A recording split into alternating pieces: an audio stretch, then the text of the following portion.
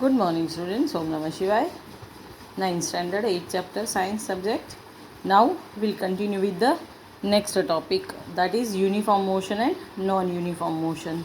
Consider an object moving along a straight line. एक straight line पे जाने वाले मूव करने वाले ऑब्जेक्ट को कंसिडर करें. Let it travel 5 meter in the first second, 5 meter more in next second, 5 metre in the third second and 5 metre in the fourth second. इसका मतलब वो ऑब्जेक्ट हर एक सेकेंड में 5 मीटर जाता है. In this case the object covers 5 metre in each second as the object covers equal distance in equal interval of time. जो object equal distance equal time interval में cover करता है, it is said to be an uniform motion. तो उसको uniform motion कहते हैं. The time interval in this motion should be small. इस example में टाइम इंटरवल है उसको स्मॉल लिया है. इन our day to day life we come across motions where objects cover unequal distances in equal interval of time. हमारे रोज़ के experience में, डे टू डे एक्सपीरियंस में, लाइफ में हम देखते हैं कि जब ऑब्जेक्ट अनइक्वल डिस्टेंस कवर करता है इक्वल टाइम इंटरवल में.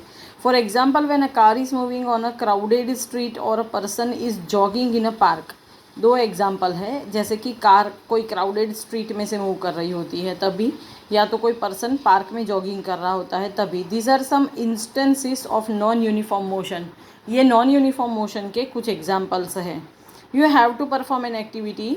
The data regarding the motion of two different object A and B are given in table 8.1. यहाँ पर टेबल 8.1 दिया है, उसमें ऑब्जेक्ट ए और ऑब्जेक्ट बी, उसने कितने बजे टाइम दिया है और कितना डिस्टेंस कवर किया वो दिया है. Examine them carefully and state whether the motion of the object is uniform और नॉन यूनिफॉर्म. ओके, जो मोशन यूनिफॉर्म नहीं होता है that is known as non uniform motion. Here will see table 8.1. That is at 9:30 AM. Odometer shows 10 metre, B 12 metre. 9:45 20 19 10 30 23 10 15 40 35. As you can see that each and every 15-minute time interval, distance travelled by object A increases by 10 meter, and distance travelled by object B is with difference, not the same number. 12 to 19, that is 7. 19 to 23, that is 4. 23 to 35, that is 12, and so on. Measuring the rate of motion. Motion का rate कैसे measure करते हैं? तो यहाँ पर हमें दिया है bowling speed in kilometre per our. आप सब जानते हो कि जब क्रिकेट मैच चलता है तो कोई एक बॉलर की ओवर में कितना स्पीड से उसने 6 बॉल्स कितनी स्पीड से डाले हैं वो लिखकर उसका समरी आता है. Here it is written speed limit 50 kilometre per hour और 40 kilometre per hour. What does this all means? इसका मतलब क्या होता है? Look at the situations given in figure 8.2. If the bowling speed is 143 km per hour in figure 8.2a, what does it mean? अगर figure 8.2a में 143 km per hour bowling speed लिखी है तो उसका मतलब क्या होगा? What do you understand from the sign board in figure 8.2b? 8.2b में जो साइन बोर्ड दिया है कि कार्स 50 किलोमीटर पर आवर और ट्रक्स वगैरह 40 किलोमीटर पर आवर, उसका मतलब क्या हुआ? डिफरेंट ऑब्जेक्ट्स में take different amounts of time to cover a given distance. अलग अलग ऑब्जेक्ट अलग अलग डिस्टेंस कवर करने के लिए डिफरेंट टाइम लेता है. Some of them move fast and some move slowly. कुछ फास्ट मूव करते हैं, कुछ स्लोली मूव करते हैं. The rate at which objects move can be different. जिस रेट से ऑब्जेक्ट मूव करते हैं ये रेट डिफरेंट हो सकता है. Also different objects can move at the same rate. अलग अलग ऑब्जेक्ट सेम रेट पे मूव कर सकते हैं. One of the ways of measuring the rate of motion of an object is to find out the distance travelled by the object in unit time.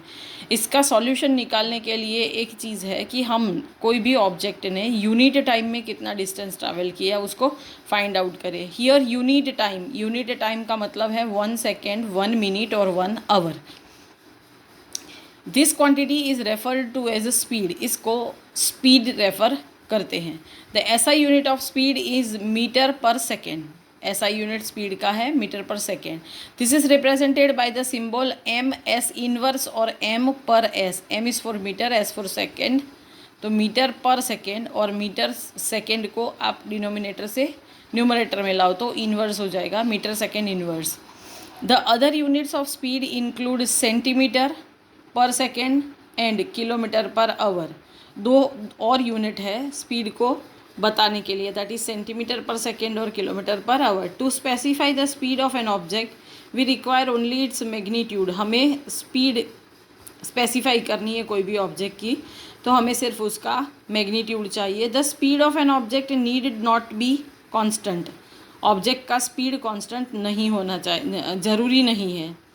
In most cases objects will be in non uniform motion. Maximum cases में object जो है वो non uniform motion में रहता है। Therefore we describe the rate of motion of such object in term of their average speed. इसके लिए हम ऐसे ऑब्जेक्ट की जो मोशन है उसको एवरेज स्पीड के टर्म में दिखाते हैं। The average speed of an object is obtained by dividing the total distance travelled by the total time taken.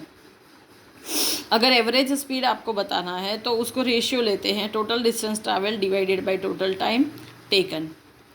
If an object travels a distance S in time T then its speed we. अभी symbolically लिखते हैं, if speed is we then average speed we, distance covered s and total time taken t. Let us understand this by an example. इसको एक example से देखते हैं कि a car travels a distance of 100 km in 2 hours. Its average speed is 50 km per hour because 100 divided by 2 that is 50. The car might not have traveled at 50 km per hour all the time.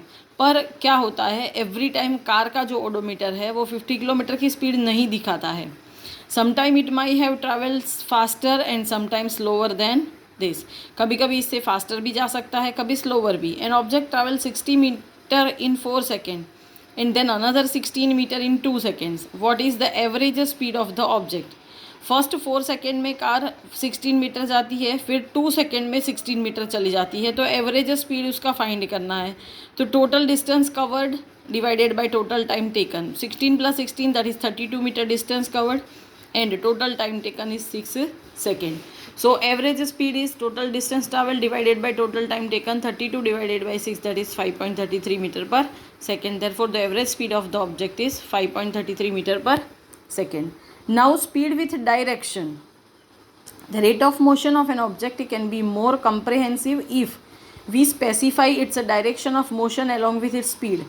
अगर हम कोई भी object का motion speed के साथ direction, कोई भी object का स्पीड मोशन के साथ साथ डायरेक्शन को भी स्पेसिफाई करके ले जाएंगे तो ज़्यादा कॉम्प्रिहेंसिव रहेगा। The quantity that specifies both this aspects is called velocity. ऐसी क्वांटिटी जो दोनों को, मतलब मोशन और डायरेक्शन दोनों को कंसीडर करता है, स्पेसिफाई करता है, उसको वेलोसिटी कहेंगे। Velocity is the speed of an object moving in a definite direction. Velocity उस ऑब्जेक्ट की स्पीड है जो डेफिनिट एक डायरेक्शन में मूव करता है। The velocity of an object can be uniform और वेरिएबल। ऑब्जेक्ट का वेलोसिटी यूनिफॉर्म हो सकता है या वेरिएबल भी हो सकता है। It can be changed by changing the object speed, direction of motion और बोथ। या तो उसको ऑब्जेक्ट का स्पीड चेंज करो तो चेंज हो जाता है वेलोसिटी, या डायरेक्शन चेंज करो तो, या तो डायरेक्शन और स्पीड दोनों चेंज करो तो। When an object is moving along a straight line at a variable speed, जब कोई ऑब्जेक्ट स्ट्रेट लाइन पे वेरिएबल स्पीड पे मूव करता है, we can express the magnitude of its rate of motion in term of average velocity. तो हम उसका जो रेट ऑफ मोशन है उसको एवरेज वेलोसिटी के टर्म में बता सकते हैं। It is calculated in the same way as we calculate average speed. जैसे हम एवरेज स्पीड कैलकुलेट करते हैं वैसे ही एवरेज वेलोसिटी कैलकुलेट करते हैं। In case the velocity of object is changing at a uniform rate, अगर ऑब्जेक्ट का velocity uniform rate पे चेंज रहता है, then average velocity is given by the arithmetic mean of initial velocity. तो average velocity जो है उसको arithmetic mean मतलब आप जानते हो how to find mean, that is average of initial velocity and final velocity and then divided by 2, that is initial velocity plus final velocity divided by 2। तो we average that means velocity average equal to u that is initial velocity, v that is final velocity divided by 2, where v average is the average velocity, u is initial velocity and v is final velocity of the object. Speed and velocity have the same units and that is meter per second. You have to perform an activity, measure the time it takes you to walk from your house to your bus stop और the school. आपको आपके घर से आपके bus stop तक या तो school तक जाने के लिए कितना टाइम लगता है उसको मेज़र करो। If you consider that your average walking speed is 4 kilometre per our, estimate the distance of the bus stop और स्कूल फ्रॉम योर हाउस। समझ लो कि आपकी average walking speed 4 kilometre per our की है, तो आप उसके हिसाब से आपके घर से बस स्टॉप का या तो स्कूल का डिस्टेंस मेज़र कर सकते हो। Another activity, at a time when it is cloudy, there may be frequent thunder and lightning. The sound and thunder takes some time to reach you after you see the lightning. जब monsoon season में thunder lightning होता है तो हम देखते हैं कि हमें पहले लाइटनिंग दिखाई देती है, आफ्टरवर्ड्स उसकी आवाज़ सुनाई देती है, उसमें कुछ गैप रहता है। Can you answer why this happen? आप इसका आंसर दे सकते हो क्यों होता है। Because speed of light and speed of sound is different in atmosphere. Measure this time interval using a digital wrist watch और अ स्टॉप वॉच। अभी आपको जब भी लाइटनिंग दिखे और थंडर आवाज़ सुनाई दे, दोनों के बीच कितना टाइम गैप है उसको आप स्टॉप वॉच से या तो रिस्ट वॉच से मेज़र कर लो। Calculate the distance of the nearest point of lightning, और नियरेस्ट पॉइंट का डिस्टेंस आप कैलकुलेट कर सकते हो। साउंड की स्पीड एयर के अंदर जो है वो 346 मीटर पर सेकेंड गिवन है। Okay, now you have to write this 5 questions in your notebook. Next topic is rate of change of velocity. This sums are not necessary and it is omitted in government syllabus. So next topic, rate of change of velocity, that will be discussed in next lecture. Thank you. Om Namah Shivaya.